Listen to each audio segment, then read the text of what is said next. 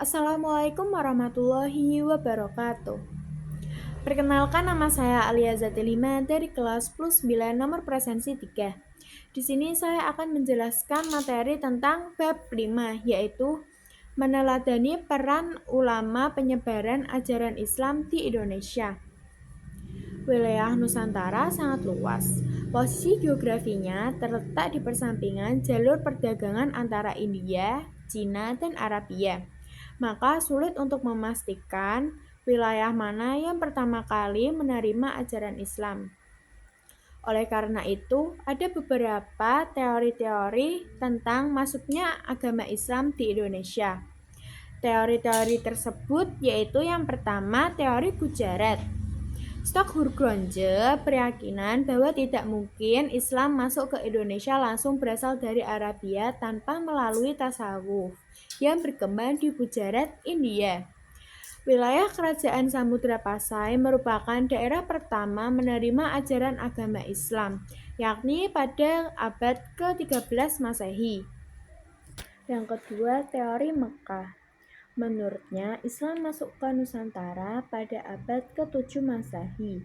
Berdasarkan berita Cina dinasti Fang, ditemukan pemukiman saudagar Arab wilayah pantai barat Sumatera. Dapat disimpulkan, Islam dibawa masuk ke Indonesia oleh para saudagar yang berasal dari Arab. Kerajaan Samudra Pasai didirikan pada abad ke-13 Masehi atau tahun 1075 Masehi. Artinya bukan awal masuknya Islam, tetapi merupakan perkembangan agama Islam. Yang ketiga, teori Persia. Islam masuk dari Persia dan bermadzhab Syiah. Pendapat ini didasarkan pada sistem mengeja bacaan huruf Al-Quran, terutama di Jawa Barat yang menggunakan ejaan Persia.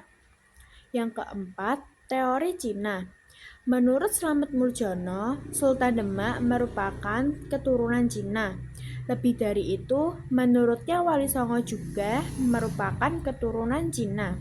Pendapat ini didasarkan pada kronik Kelenteng Sampokong. Yang kelima, teori maritim.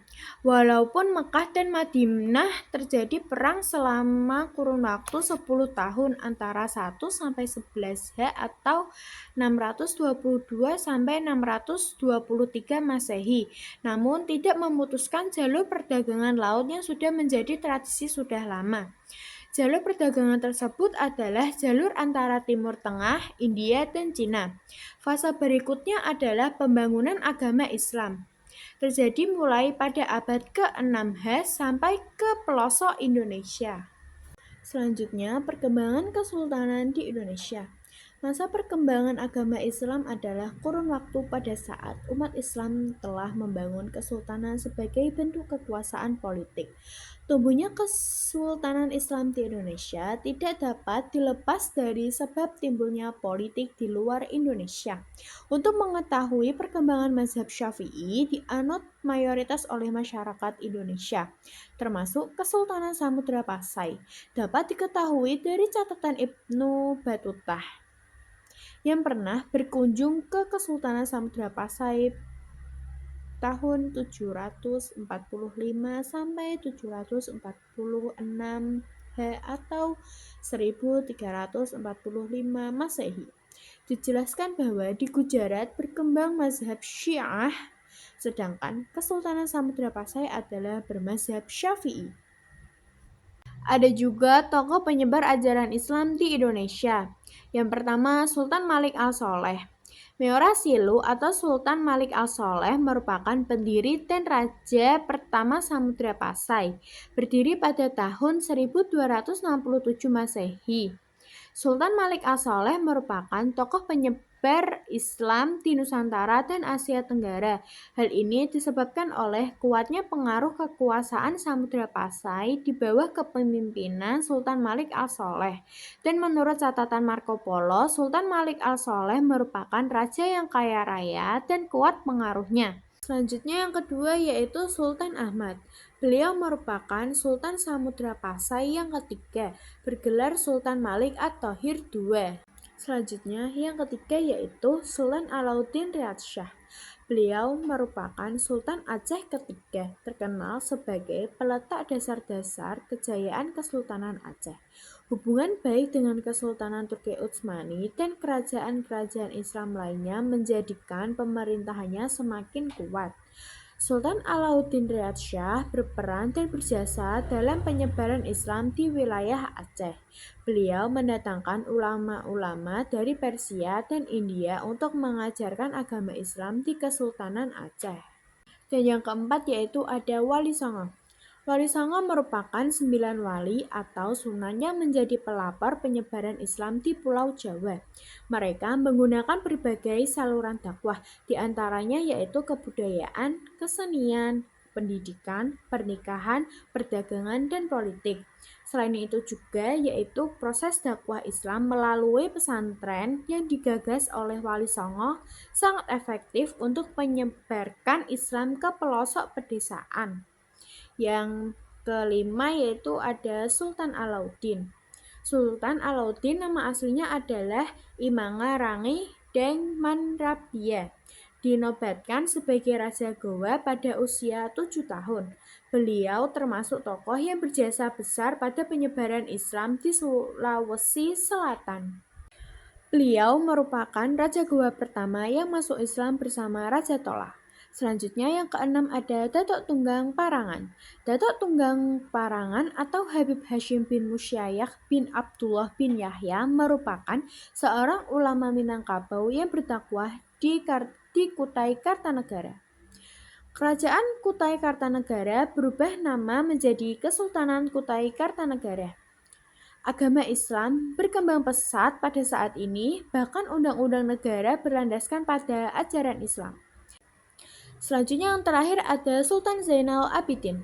Beliau memerintah Kesultanan Ternate pada kurun waktu 1486 sampai 1500 Masehi. Beliau mendapatkan pendidikan agama dari ayahnya dan dari seorang ulama bernama Datuk Maulana Hussein. Setelah dinobatkan menjadi diikuti raja, beliau menjadikan Islam sebagai landasan resmi bernegara, hingga kerajaan Ternate berubah nama menjadi Kesultanan Ternate.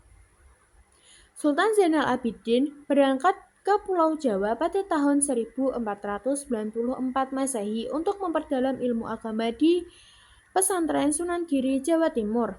Sekembalinya dari Jawa, beliau mengajak ulama-ulama terkemuka di antaranya Tuhu Bahanul untuk membantu dakwah di seluruh Maluku. Nah, banyaknya nilai-nilai dari para tokoh penyebar Islam di Indonesia. Di antaranya nilai keteladanan tersebut yaitu hidup sederhana. Para ulama penyebar Islam di Indonesia hidup secara sederhana dan bersahaja meskipun hartanya melimpah.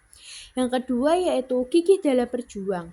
Untuk meraih keberhasilan dalam menyebar Islam di Indonesia diperlukan kegigihan dan tekad kuat. Yang ketiga yaitu menguasai ilmu agama secara luas dan mendalam.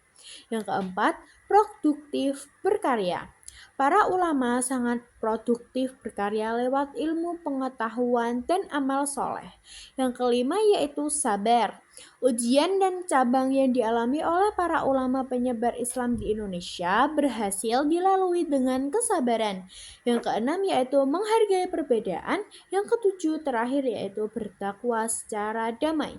Islam merupakan agama yang mengajarkan kedamaian, kasih sayang, dan toleransi. Nah, sekian penjelasan dari saya.